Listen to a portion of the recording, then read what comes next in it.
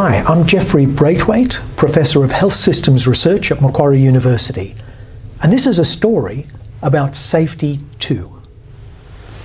Let me ask you a question. What keeps people safe in complex organisations? And I'm thinking, of course, of healthcare organisations. We used to think that what keeps people safe is initiatives, projects, policies and procedures.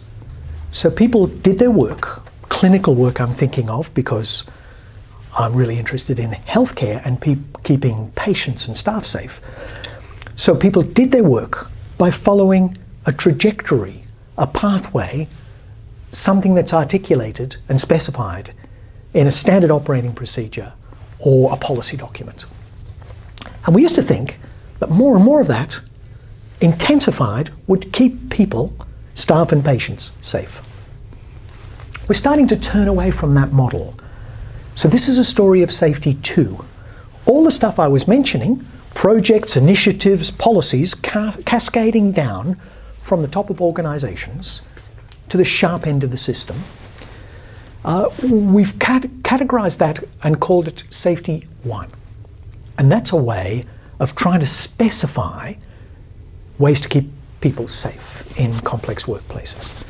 But when you think about that for a moment, it denies the fact that what people do in their natural environment at the sharp end of a system is to flex and adjust and accommodate to the demands, the resource constraints and difficulties that they encounter during a shift. So people don't carry out work in strict accordance with policies, procedures, guidelines, standing operating procedures. They flex and adjust, they do workarounds, they figure out how to deliver care in complex settings in ways that are appropriate to the local context and culture. We call that resilient healthcare. And another way to think about it is it's safety too.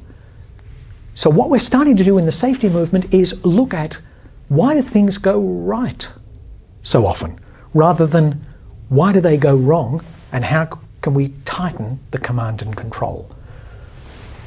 And we can talk about that for a long time, but we've written several books on this, me and some colleagues across the world, and we're looking at how can we actually ensure that things go right, that people succeed.